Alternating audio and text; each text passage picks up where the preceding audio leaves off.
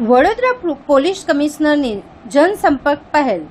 Vadodara police અને પ્રજા વચ્ચેનો સેતુ મજબૂત કરવા વડોદરા પોલીસ કમિશનર નરસિંહા કોમર દ્વારા એક નવતર જનસંપર્ક અભિગમ શરૂ કરાયો છે. આ પહેલાનો મુખ્ય હેતુ નાગરિકોને પોલીસ સ્ટેશનના ધક્કામાંથી મુક્તિ અપાવવાનો અને પોલીસ સેવાની ડિલિવરી સીધી લોકોના ઘર આંગણે સુધી પહોંચાડવાનો છે.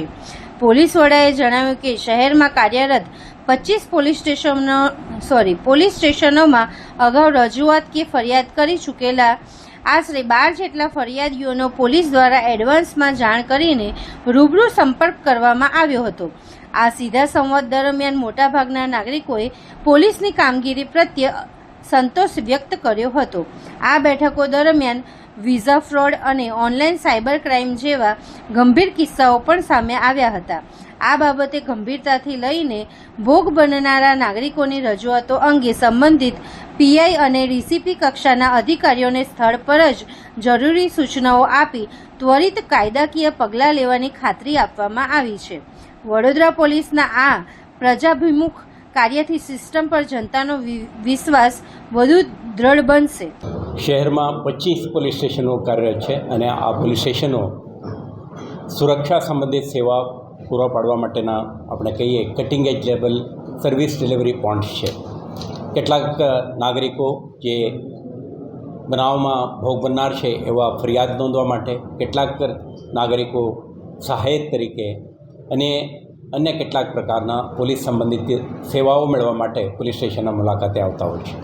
પોલીસ સ્ટેશનમાં ફરજ બજાવતા હેડ કોન્સ્ટેબલ, એએસઆઈ, સબ ઇન્સ્પેક્ટરો, ઇન્સ્પેક્ટરો આ મુદ્દાઓ અંગે તપાસ કરી અપ્રોપ્રિએટ એક્શન લેવાની જવાબદારી એમના શિરે છે.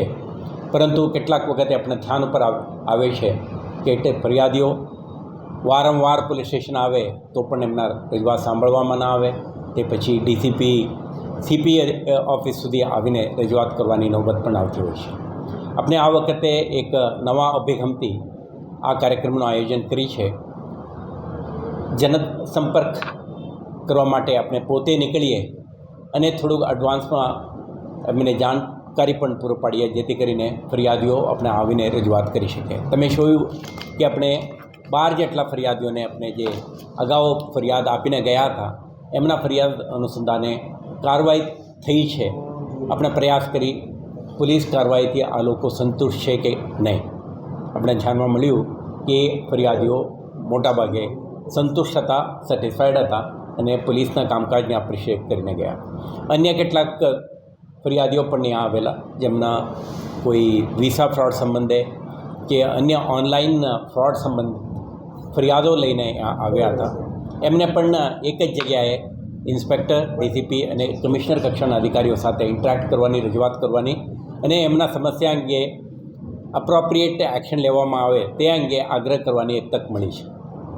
હું માનું છું કે આ પ્રયોગથી, આ પ્રયાસથી પોલીસ કમિશનર તરીકે મને મારા અધિકારી કર્મચારીઓના કામકાજ, આનાથી જ્યુરિસ્ડિક્શનલ વિસ્તારમાં રહેતા રહીશો કેટલા સંતુષ્ટ છે તે અંગે પણ મને જાણકારી મળશે.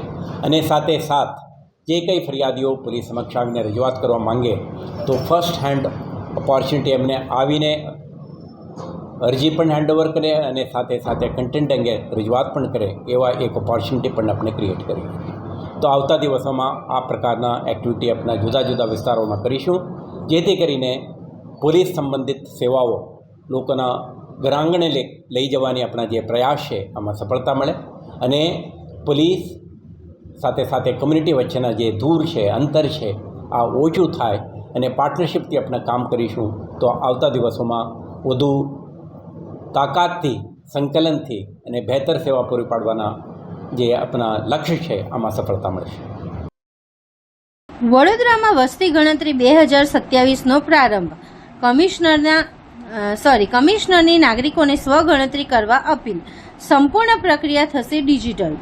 વડોદરા મહાનગરપાલિકા દ્વારા શહેરમાં વસ્તી ગણતરી 2027ની કામગીરીની સત્તાવાર જાહેરાત કરાઈ છે. મ્યુનિસિપલ કમિશનરે જણાવ્યું કે આ વખતની ગણતરી સંપૂર્ણપણે પેપરલેસ અને ડિજિટલ રહેશે, જેમાં કોઈપણ ભૌતિક ફોર્મ વપરાશે નહીં. નાગરિકો 17 મેથી 31 મે સુધી મોબાઈલ એપ કે વેબ પોર્ટલ દ્વારા જાતે જ સ્વગણતરી કરી શકશે. ત્યારબાદ 1 જૂનથી 30 જૂન દરમિયાન ગણતરીદારો ડેટા વેરિફિકેશન કરશે. આ કામગીરી માટે 4800 જેટલા કર્મચારીઓને વિશેષ તાલીમ અપાઈ છે અને શહેરને 19 સબ બ્લોક્સ તથા 71 બ્લોક્સમાં વહેંચવામાં આવ્યું છે. કમિશનરે રાષ્ટ્ર નિર્માણના આ કાર્યમાં નાગરિકોને સાચો ડેટા આપી સહયોગ કરવા અપીલ કરી છે. તેનો ઉપયોગ કરીને ગવર્મેન્ટ આગામી સમયમાં વિવિધ નીતિઓ અને પોતાના એ નક્કી કરી શકે એ માટે ખૂબ આ જરૂરી છે.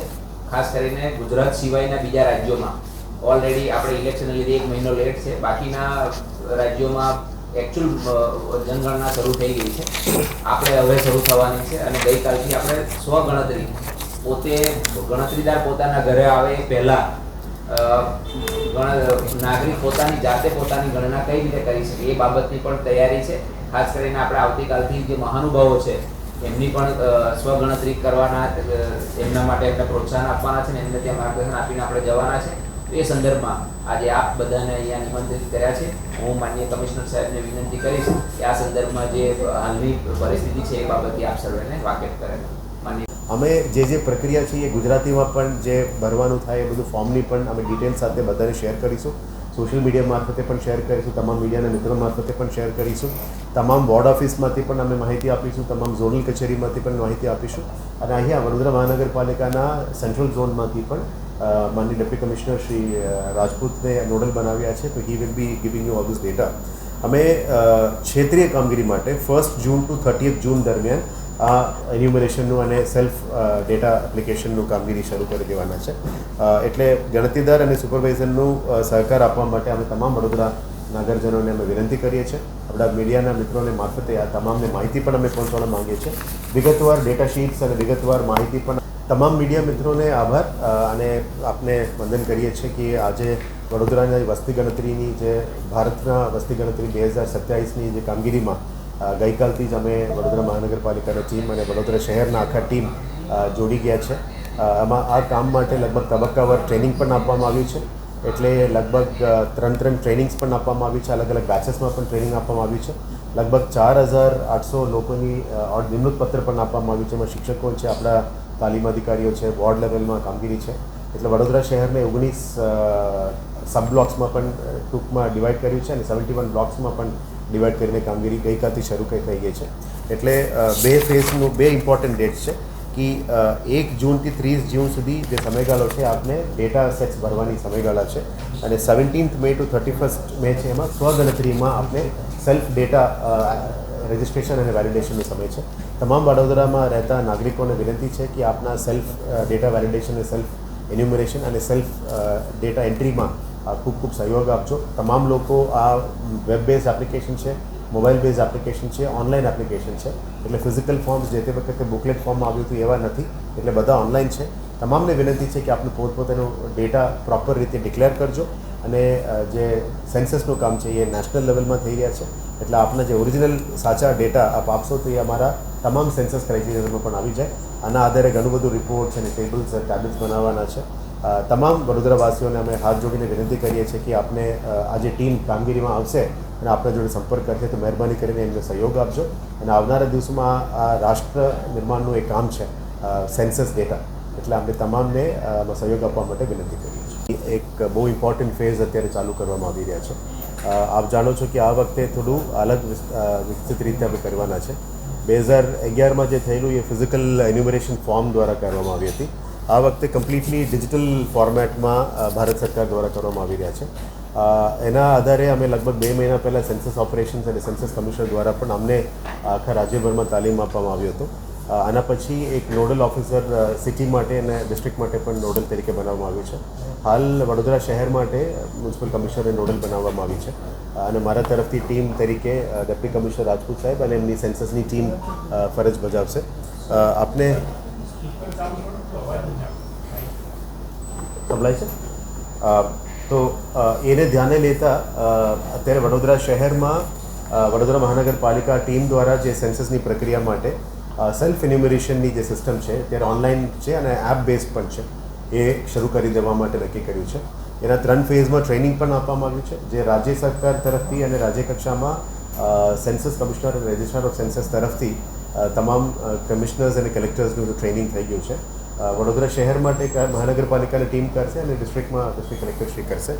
એમાં ખાસ કરીને જનગણનાનું 2027નું જે HLO મોબાઈલ એપ્લિકેશન છે, હાઉસ હોલ્ડ લેવલમાં મોબાઈલ એપ્લિકેશન દ્વારા પણ આપણે સેલ્ફ એન્યુમરેશન કરી શકો છો. એની લિંક પણ અમે માસ મોબિલાઇઝેશન કરીને તમામને પણ લિંક શેર કરવાના છે, જેથી કરીને સૌથી પહેલાં મહાનુભાવોથી અમે એક સિમ્બોલિક રીતે પણ કરવાના છે, જેથી કરીને વધારે લોકોને પ્રેરણા મળે, જેથી કરીને સેલ્ફ એન્યુમરેશનમાં આવે. એ કદાચ થોડું ડિલે થયેલા સેન્સસ છે, એટલે બાકીના સ્ટેટ્સમાં ઓલરેડી શરૂ થઈ ગઈ છે. ગુજરાતમાં સ્થાનિક સ્વરાજના કારણે થોડું ડિલે થયું હતું, એટલે પણ આને અત્યારે અમે 3 ફેઝમાં એને લઈ જવાના આગળ માંગીએ છીએ. આના માટે અમે સિટી મોબિલાઇઝેશન ટીમ તરીકે શિક્ષકોને પણ મોબિલાઇઝ કર્યા છે. જે રીતનું પહેલાં પણ સેન્સસની કામગીરીમાં શિક્ષકો કામ કરતા હતા, અત્યારે એમને એમ્પ્લોય કરી છે. આપણા મહાનગરપાલિકા અને સેન્સસ ટીમ પણ કાર્યરત થઈ ગઈ છે. અને સાથે પ્રથમ સ્તરે ચાર્જ ઓફિસરની તાલીમ પણ આપણે આપવામાં આવી છે. બીજા સ્તરે ફિલ્ડ લેવલના પણ તાલીમ અત્યારે આપવામાં આવી રહ્યા છે. અને ત્રીજા સ્તરે વિવિધ ચાર્જ વિસ્તારમાં હાલના સુપરવાઇઝરની તાલીમ પણ ચાલી રહ્યા છે.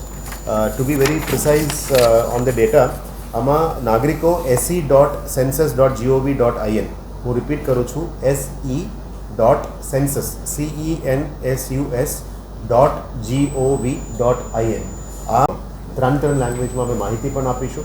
અમારા LED બોર્ડ્સમાં પણ તમને ઇઝી એપ્લિકેશન થઈ જાય એ રીતનું એપ્લિકેશન અત્યારે શેર કરવામાં આવ્યું છે, લિંક પણ આપીશું.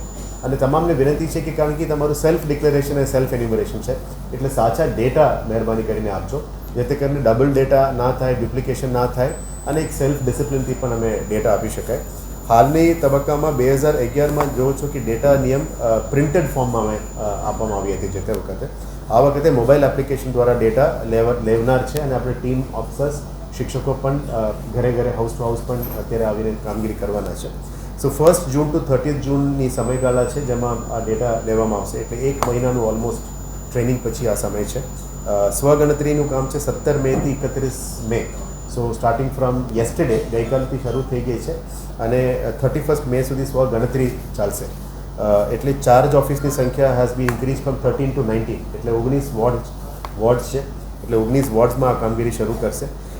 ફિલ્ડ ટ્રાન્સફર્સની સંખ્યા 71, એટલે 71 સબસેક્શન્સમાં અને ભાગ કર્યું છે. બ્લોકની સંખ્યા 3791, એટલે આખા શહેરને 3791 બ્લોક્સમાં, અલગ અલગ બ્લોક્સમાં કરવામાં આવ્યું છે. ગણતીદાર અને સુપરવાઇઝરની નિમણૂક પણ થઈ ગયું છે, ઇન્ક્લુડિંગ અ રિઝર્વ લિસ્ટ. એમાં અલગ અલગ લોકોની પણ રજૂઆતો આવી છે, પણ you know this duty is very important. Something like national census આટલા વર્ષો પછી ચાલી રહ્યા છે. 3840 લોકોની અમે ઓર્ડર પણ કર્યા છે આ કામગીરી માટે. સાથે વડોદરા શહેરની વસ્તી જે તે વખતની વસ્તી કરતાં અત્યારે approximate only the city based on household data, આ હાઉસહોલ્ડ ડેટા સિવાય પણ મોબિલાઇઝ પોપ્યુલેશન્સ પણ છે, એટલે એને પણ લેવામાં આવશે. ગુડા વિસ્તારમાં પણ અત્યારે જે સિટીમાં આવ્યું છે, લગભગ 12 ગામ જે આવેલા છે, એ પણ આવીને નવું વસ્તીમાં એડ થશે. ગુડા વિસ્તાર જનરલી ડિસ્ટ્રિક્ટ કલેક્ટરની અને જિલ્લા પંચાયત વિસ્તારમાં આવતું હોય, પણ whichever is migrated and come into VMC વિસ્તાર, એ અમે ગણતરીમાં લઈશું. એટલે પ્રથમ દ્રષ્ટિએમાં અત્યારે જે ફિલ્ડ ટ્રાન્સફર છે 71, જે 16th માર્ચથી લઈને 25th માર્ચ સુધી આ કમ્પ્લીશન સેકન્ડ ફેઝનું થયું છે. 17 બેચીસ કમ્પ્લીટ થઈ ગયું છે ટ્રેનિંગ, અને 82 બેચીસનું ટ્રેનિંગ અત્યારે ઓનગોઈંગ છે, તાલીમ આપવામાં આવી રહ્યા છે. એ 11/5 થી 27/5 સુધી આ તબક્કાવાર ચાલુ છે. એટલે બેચ 99 ગણાય. એટલે હું કીધું 4840 લોકોની ઓર્ડર્સ પણ થઈ છે.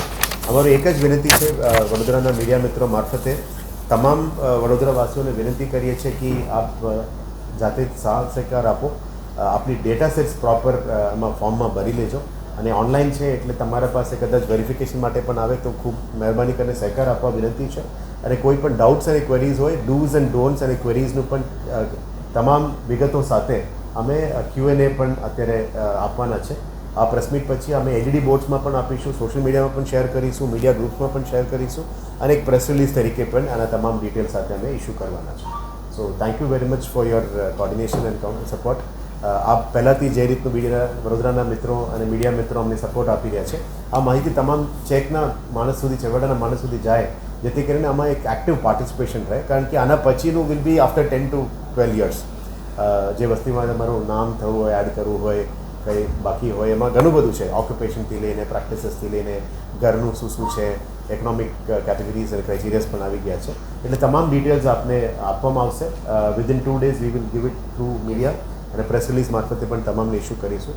આજે આપ અહીંયા પધાર્યા છો એ બદલ આપને ખૂબ ખૂબ આભાર.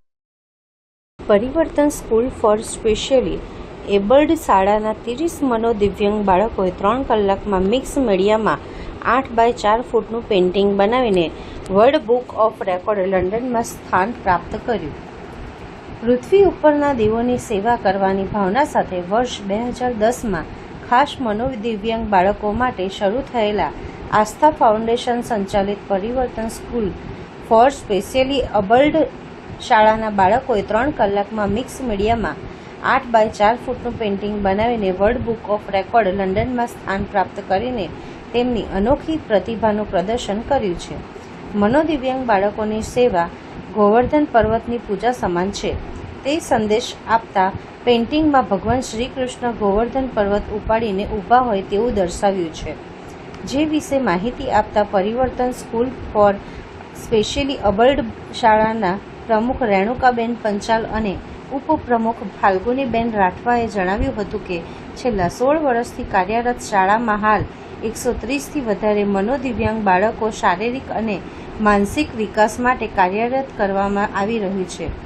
જે અંતર્ગત શાળાના આર્ટ ટીચરના નેજા હેઠળ 30 મનોદિવ્યાંગ બાળકોએ મિક્સ મીડિયામાં 8x4 ફૂટનું પેઇન્ટિંગ બનાવીને વર્લ્ડ બુક ઓફ રેકોર્ડ લંડનમાં સ્થાન મેળવ્યું છે. જે માટે થઈને બાળકોએ 3 મહિના મહેનત કરી હતી. પેઇન્ટિંગમાં કૃષ્ણ સદા સહાય તે થીમ લેવામાં આવી હતી. જે થીમ હેઠળ ભગવાન શ્રી કૃષ્ણ સદૈવ મનુષ્યએ મદદ કરતા જ હોય છે, ફક્ત મનુષ્યએ તેમને નિસ્વાર્થ ભાવે ભજવાના છે તેવો સંદેશ આપ્યો હતો. નોંધનીય છે કે world book of record London ગુજરાતના વાઇસ પ્રેસિડેન્ટ દિવ્યાંગ ગાંધી અને તેમની ટીમના હસ્તે મનોદિવ્યાંગ બાળકોને સર્ટિફિકેટ અપાયું હતું. આસ્થા ફાઉન્ડેશન સંચાલિત પરિવર્તન સ્કૂલના બાળકોએ આજે વર્લ્ડ રેકોર્ડ ઓફ લંડન કર્યો છે અને તેમાં એ લોકો પ્રથમ આવ્યા છીએ અને વર્લ્ડ રેકોર્ડ સર્જ્યો છે. તો આજે આસ્થા ફાઉન્ડેશનનો ગૌરવનો દિવસ છે. પરિવર્તન સ્કૂલના બાળકો ખૂબ જ ઉત્સાહી છે વર્લ્ડ રેકોર્ડને લઈને. આસ્થા ફાઉન્ડેશનના પરિવર્તન સ્કૂલના 30 જેટલા બાળકોએ વર્લ્ડ રેકોર્ડ કર્યો છે. ગોવર્ધન પર્વતનું થીમ બનાવ્યું છે અને ભગવાન સદા સહાય હતી એ રીતે બાળકોએ સરસ પેઇન્ટિંગ બનાવ્યું છે. રેણુકાબેન પંચાલ, પ્રેસિડેન્ટ. અધિક પુરુષોત્તમ માસ તેમજ પરંપરાગત ગંગા દશેરા મહોત્સવનો આજથી વડોદરા જિલ્લાના દક્ષિણ પ્રયાગ તીર્થ ક્ષેત્રે ચાણોદ ખાતે પ્રારંભ થતાં નર્મદા સ્નાન સહિત ગંગા દશેરા મહોત્સવની સંધ્યાકાળની નિત્ય મહાઆરતીનો લાભ લેવા ધારાસભ્ય શૈલેષ મહેતાના પરિવારજનો સહિત મોટી સંખ્યામાં ભાવિકો પ્રસિદ્ધ મલ્હારરાવ ઘાટ પધાર્યા. રોજ ઉમટતા ભાવિક ભક્તો પૂજન અર્ચન સહિત મહાઆરતી નિહાળી શકે તે માટે ચાલુ વર્ષે LED સ્ક્રીન ઉપર ઊભી કરાઈ છે.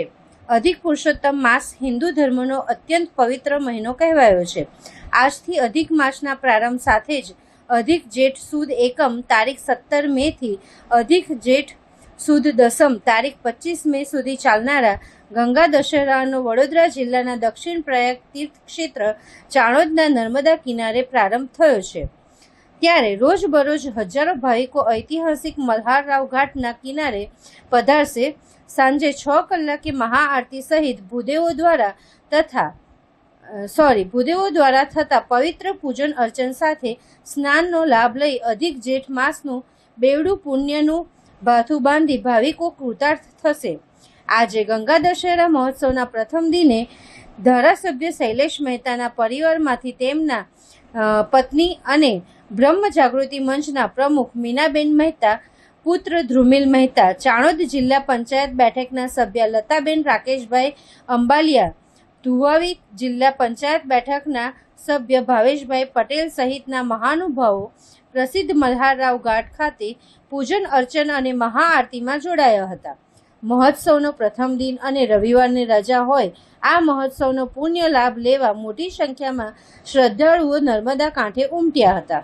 દર વર્ષે પ્રતિવર્ષ જેઠ સુદ એકમથી દસમ સુધી આવતો આ ગંગા દશહરાનો ઉત્સવ એ નર્મદા કાંઠાના દરેક ગામોમાં બહુ ધૂમધામથી ઉજવાતો હોય છે.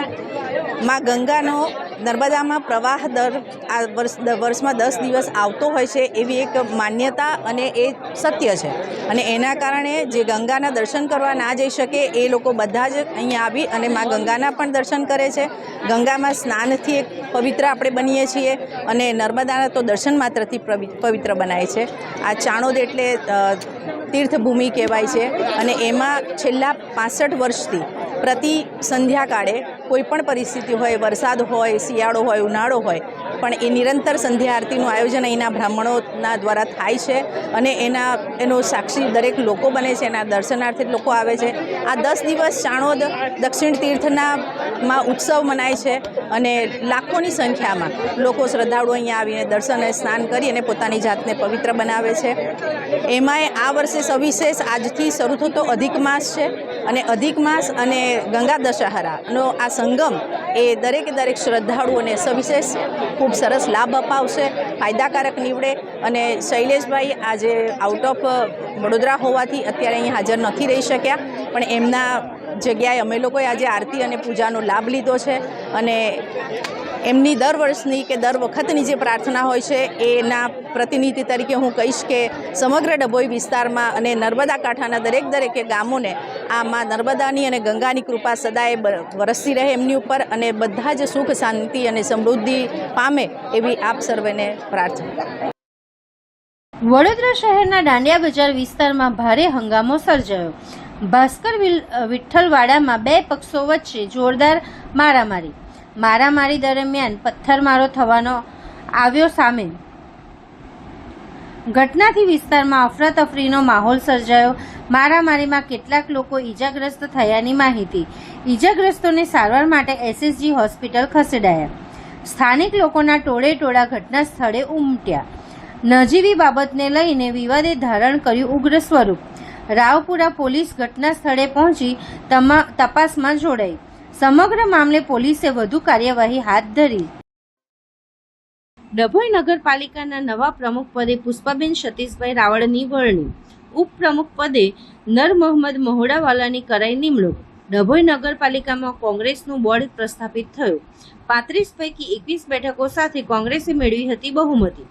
પાલિકા સભ્યો તેમજ સમર્થકોએ હોદ્દેદારોનું પુષ્પગુચ્છ અને ફૂલહારથી સ્વાગત કરી અભિનંદન પાઠવ્યા.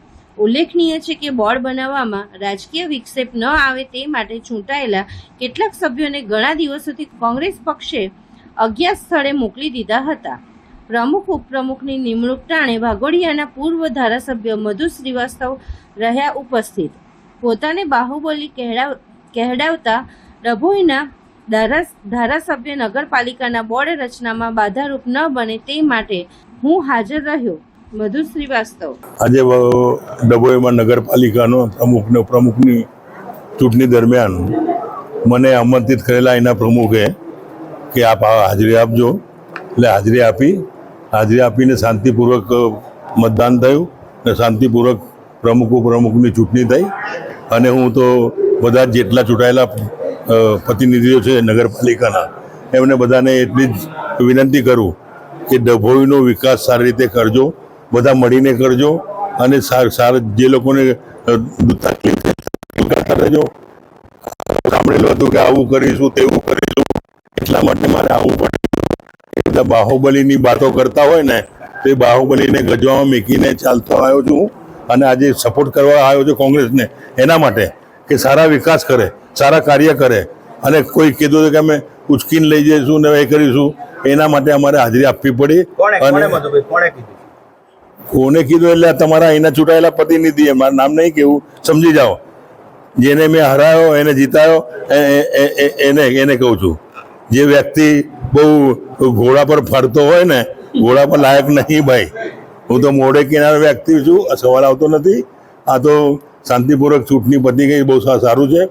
જરા કંઈક થયું હોત તો તકલીફ થાત.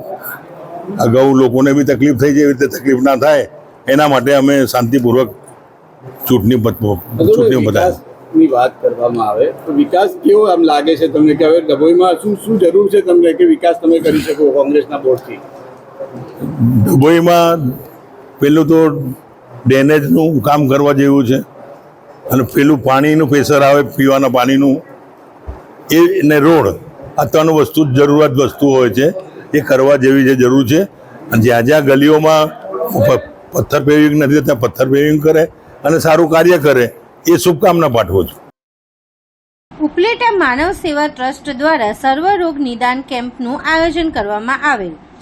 રાજકોટ જિલ્લાના ઉપલેટામાં માનવ સેવા ટ્રસ્ટ દ્વારા સ્વર્ગસ્થ નર્મદાબેન શિણોજિયાના સ્મરણાર્થે સર્વરોગ નિદાન કેમ્પનું આયોજન કરવામાં આવેલ હતું, જેમાં રણછોડદાસ આશ્રમ અને ડોક્ટરો દ્વારા આંખના દર્દીઓને તપાસવામાં આવ્યા હતા.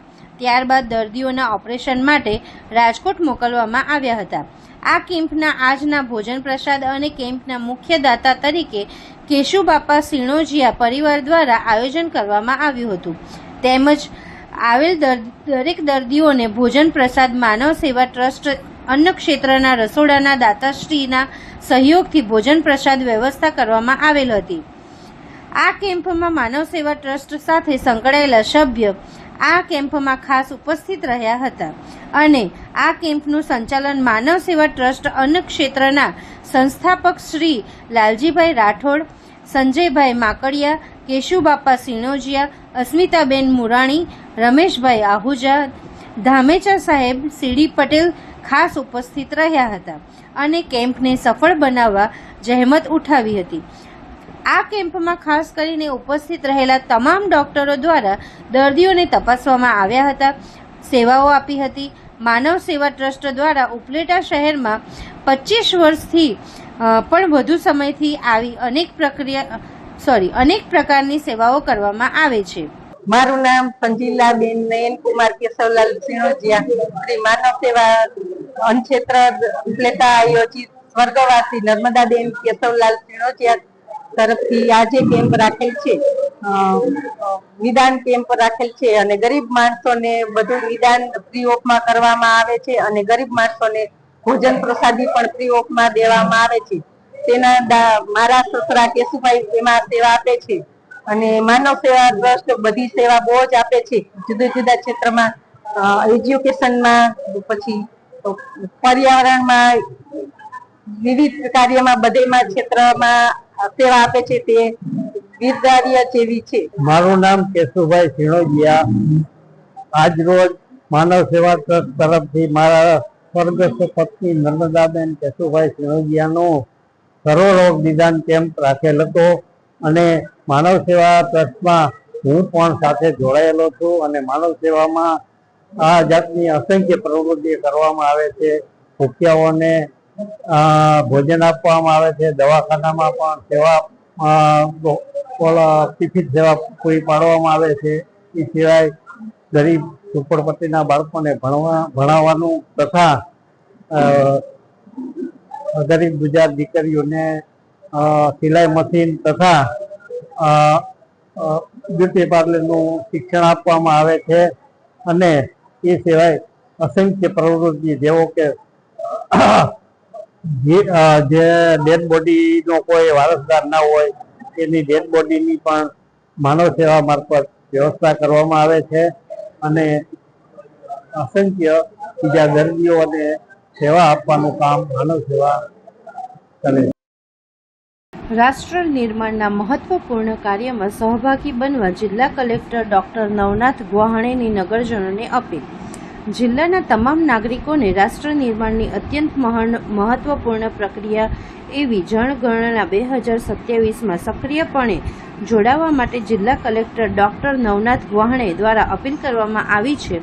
ભારત સરકાર દ્વારા હાથ ધરવામાં આવતી આ વસ્તી ગણતરીમાંથી પ્રાપ્ત થતી માહિતીનો ઉપયોગ જનહિતલક્ષી વિવિધ યોજનાઓના આયોજન, તેના અમલીકરણ અને દેશના વિકાસ કાર્યોમાં વધુ અસરકારક બનાવવા માટે ખૂબ જ ઉપયોગી સાબિત થાય છે. ગુજરાત રાજ્યમાં જનગણના 2027 અંતર્ગત સ્વગણતરી પ્રક્રિયાની શરૂઆત રાજ્યના માનનીય મુખ્યમંત્રી શ્રી દ્વારા સત્તાવાર રીતે કરવામાં આવી છે. આ ઓનલાઈન પ્રક્રિયા આગામી 17 મેથી 31 મે 2026 દરમિયાન કાર્યરત રહેશે. આ સમયગાળા દરમિયાન દિવસના 24 કલાકમાં ગમે ત્યારે રાજ્યના કોઈપણ ખૂણેથી નાગરિકો ભારત સરકારના સત્તાવાર પોર્ટલ પર જઈને ખૂબ જ સરળતાથી પોતાની અને પોતાના પરિવારની સ્વગણતરી કરી શકશે.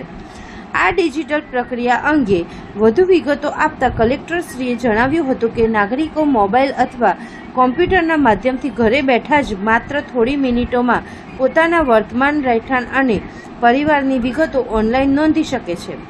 સૌથી મહત્વની બાબત એ છે કે આ પ્રક્રિયા દરમિયાન નાગરિકોએ કોઈપણ પ્રકારના દસ્તાવેજો અપલોડ કરવાના રહેતા નથી. ઓનલાઈન સ્વગણતરી પૂર્ણ થયા બાદ સિસ્ટમ દ્વારા એક વિશિષ્ટ SEID જનરેટ થશે, જેનો મેસેજ નાગરિકના રજિસ્ટર્ડ મોબાઈલ નંબર પર મોકલવામાં આવશે. આ SEID નાગરિકોએ સાચવી રાખવાનો રહેશે અને જ્યારે વસ્તી ગણતરીના સત્તાવાર ગણતરીદાર તેમના ઘરે રૂબરૂ મુલાકાતે આવે ત્યારે તેમને આ ID દર્શાવવાનો રહેશે. જનહિતની આ સર્વોચ્ચ મહત્વપૂર્ણ પ્રક્રિયામાં દરેક પરિવાર અચૂક સહભાગી બને અને વસ્તી ગણતરીમાં પોતાની સાચી અને સચોટ માહિતી આપીને દેશના વિકાસ અને વિકસિત ભારતના નિર્માણમાં પોતાનું અમૂલ્ય યોગદાન આપે તેવી કલેક્ટરશ્રી દ્વારા વિનંતી કરવામાં આવી છે. નમસ્કાર, હું doctor Navnath Gavane, collector and district magistrate Bharuch. હું ભરૂચ નાગરિકોને એક અપીલ કરવા માંગુ છું. ભારત સરકાર તરફથી જનગણના 2027ની એક્સરસાઇઝ અત્યારે ચાલુ છે. આ એક્સરસાઇઝને સૌથી મહત્વનો તબક્કો સેલ્ફ એન્યુમરેશનની ફેઝ 31 મે 2026 સુધી ચાલશે. આ ફેઝમાં નાગરિકો, નગરજનો પોતે સેન્સસની વેબસાઇટ ઉપર જઈને તમારા મોબાઈલ હોય કે લેપટોપ હોય કે ડેસ્કટોપ હોય એમાંથી તમારી માહિતી અપડેટ કરી શકો. એ માહિતી પછી તમને એક ID મળશે. એ ID જ્યારે અમારું એન્યુમરેટર તમારા ઘરે આવશે એમને બતાવી શકો. આ એન્યુમરેટર પછી એને ક્રોસ ચેક કરશે અને સેન્સસની એક્સરસાઇઝ અપડેટ કરશે. આ બધાએ એક મહત્વની જો કામગીરી છે એમાં આપણે બધાએ સહભાગી થઈએ, સહકાર આપીએ અને જે સૂત્ર છે જનગણનાથી જનકલ્યાણ એને સાર્થ કરીએ. Thank you. ભરૂચ નગરપાલિકાના પ્રમુખ UP પ્રમુખની વરણી કરવામાં આવી. ભરૂચ નગરપાલિકાના 50મા પ્રમુખ તરીકે દેવેન્દ્ર વસાવાની વરણી કરવામાં આવી. ઉપપ્રમુખ રુચિતા મોદી વરણી કરવામાં આવી. નમસ્કાર, આજરોજ ભરૂચ નગરપાલિકામાં જે બોર્ડની મિટિંગ હતી એમાં મને ભરૂચ નગરપાલિકાના પ્રમુખ તરીકે જે વરણી કરવામાં આવી છે એમાં મોવડી મંડળ અને ભરૂચ જિલ્લાના પ્રમુખ શ્રી પ્રકાશભાઈ મોદી સાહેબ, લોકલાડીના માનવંતા ધારાસભ્ય રમેશભાઈ મિસ્ત્રી સાહેબ, સાંસદ શ્રી મનસુખ વસાવા સાહેબ, સંગઠનના મહાશિવો, સંગઠનના કાર્યકર્તાઓ અને ભરૂચની તમામ જનતાનો ખૂબ ખૂબ આભાર માનું છું. નામી અનામી જે પણ લોકો ભગવો લહેરાવા પાછળના હકદાર છે તે સૌનો આભાર માનું છું. ભરૂચની જે પણ કુદરતી આપદા હશે કે કોઈ પણ પરિસ્થિતિમાં અમે દરેક સભ્ય સંકલન કરી અને અમે ભરૂચના પ્રશ્નોનું નિવારણ કરીશું. એ જ અભ્યર્થના. ભારત માતા કી જય. જય જય ગરવી ગુજરાત.